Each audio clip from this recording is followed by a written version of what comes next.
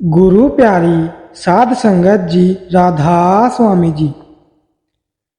स्वामी जी महाराज फरमाते हैं, एक शख्स है कि वह लुकमान हकीम की तारीफ करता है और वक्त के हकीम की निंदा करता है। इससे मालूम होता है कि उसको बीमारी और दर्द नहीं है। अगर दर्द होता तो वक्त के हकीम की तारीफ करता, क्योंकि लुकमान चाहे बहुत अच्छा हकीम था, पर अब कोई बीमार चाहे कि उसके नाम से रोग खोवे तो कभी नहीं दूर हो सकता। जब तक वक्त के हकीम के पास न जाएगा रोग दूर न होगा। इस तरह से जो दर्दी परमार्थ का है और संसार के सुख को विश्व रूप देखता है और मोक्ष की चाह रखता है, सो वह जब तक कि वक्त के पूरे सतगुरु के पास नहीं जाएगा उसका चैन नहीं आवेगा और वही महिमा वक्त के सतगुरु की जानेगा। आप फरमाते हैं कि जब श्री रामचंद्र जी महाराज, कृष्ण जी महाराज जैसे अवतारों को तथा नारद और सुखदेव जैसे ऋषि मुनियों को भी वक्त के गुरु की शरण लेनी पड़ती तो और लोग वक्त के गुरु के बिना रूहानी तरक्की कैसे कर सकते हैं। जीव की निर्बलता यह है कि वह सीधा परमात्मा से प्रेम नहीं कर सकता, इसीलिए सतगुरु की आवश्यकता है। यह निर्बलता हर समय के जीवों के लिए समान है। इसलिए जिस तरह प्राचीन काल में हुए जीवों को अपने समय के सतगुरु की आवश्यकता थी, उसी तरह आज के समय के जीवों को भी अपने समय के सतगुरु की आवश्यकता है। हम केवल रस्मी तौर पर गुरु धारण नहीं करते, हम जीते जी आत्मा को परमात्मा से अभेद करने के लिए गुरु धारण करते हैं। इस कार्य में सफलता के लिए हमें सूरत शब्द का अभ्यास करना पड़ता है। इस अभ्यास के 3 अंग हैं, सुमिरन, ध्यान और शब्द धुन। नाम का सुमिरन भी सतगुरु से मिलता है, ध्यान भी सतगुरु के स्वरूप का किया जाता है और आत्मा को शब्द धुन से जोड़ने की विधि भी वक्त का सतगुरु ही बताता है। स्वामी जी महाराज फरमाते हैं, सतगुरु का नाम पुकारो, सतगुरु को हीरे धारो। गुरु का ध्यान कर प्यारे, बिना इसके नहीं छूटना। प्राचीन काल में हुए संतों महात्माओं के सच्चे टेकी बनने का यही ढंग था। इसलिए हमें चाहिए कि हम अपने वक्त के पूर्ण गुरु की सहायता से उस रूहानी अभ्यास को अपनाएं जिसे उन महात्माओं ने अपने अपने समय में अपनाया था। स्वामी जी महाराज फरमाते हैं, और जो कि अवतारों और पैगंबरों ने जो अपने वक्त में अपने असल पद को जहां से वे आए थे मालिक करार दिया, या खुद आपको मालिक का भेजा हुआ या उसका प्यारा बतलाया और लोगों से अपना तय पुजवाया या अपना इष्ट बंधवाया, तो यह बात गलत न थी। पर इस सूरत में सिर्फ उन्हीं लोगों का गुजारा हुआ जो कि उनके वक्त में मौजूद थे।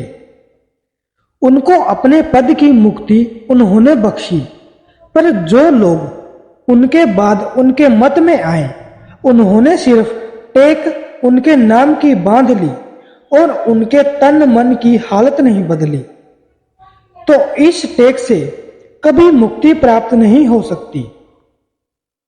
यही हाल संतों के इष्ट वालों का भी समझना चाहिए कि जो शख्स संतों के रूबरू आए और उनके चरणों में सेवा और भक्ति की और उनसे उपदेश लिया, वह बेशक अधिकारी मुक्ति के हुए, और जो पीछे हुए और उन्होंने उनसे सिर्फ इष्ट या टेक संतों की बांध ली और अपने वक्त का पूरा गुरु यानी संत या कि पूरा साधना खोजा, और जो मार्ग यानी रास्ता और तरीका अभ्यास का की संतों ने मुर्र फरमाया, उस पर न चले तो वह भी और मत वालों की तरह से अधिकारी मुक्ति के नहीं हो सकते।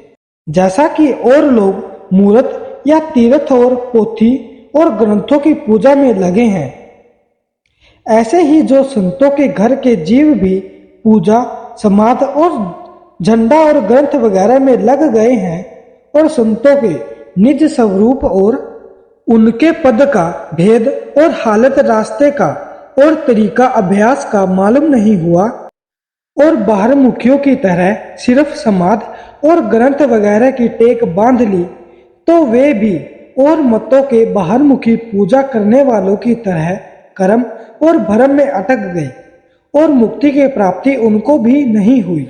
असल संत पंथी वह है कि जो उनके हुक्म के मुआफिक अभ्यास करे और रास्ते की मंजिल पार करके स्थान तत्पुरुष राधा स्वामी में पहुंचे या चलना उस रास्ते पर शुरू कर दे, तो वह बेशक एक दिन सच्ची मुक्ति को प्राप्त हो जाएगा। खुलासा यह है कि जो पिछले महात्माओं या अवतारों या पैगंबरों या देवताओं का सिर्फ इष्ट धारण करने को उनका मत समझेगा, उसका कभी छुटकारा नहीं होगा।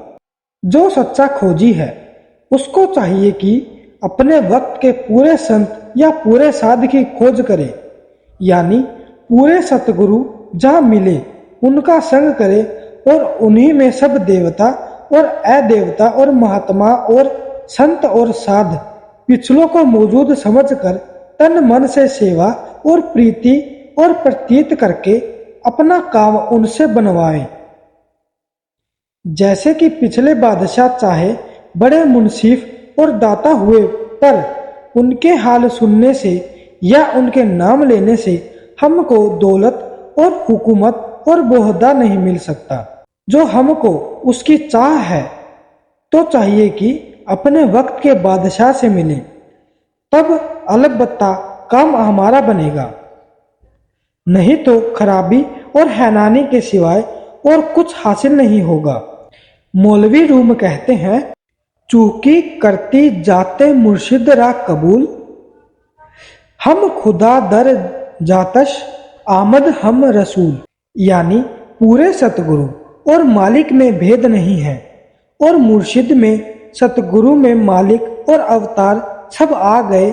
यानी जो मालिक से मिलना चाहते हों तो फुकरा यानी संतों में सतगुरु का खोज करना चाहिए।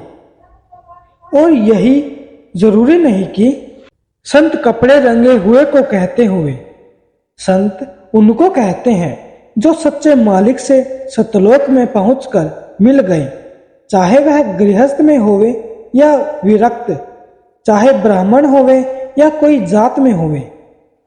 मालिक का दीदार दुनिया में और कहीं नहीं है, या तो अपने अंतर में या पूरे साध और पूरे संत में, जो कि कुल जगत के कुदरती गुरु हैं। और खोजने वालों को इन्हीं दो स्थान पर दर्शन मालिक का प्राप्त होगा। मूर्त, तीर्थ, व्रत और 4 धाम और मंदिरों में कहीं पता और निशान उसका नहीं मिलेगा।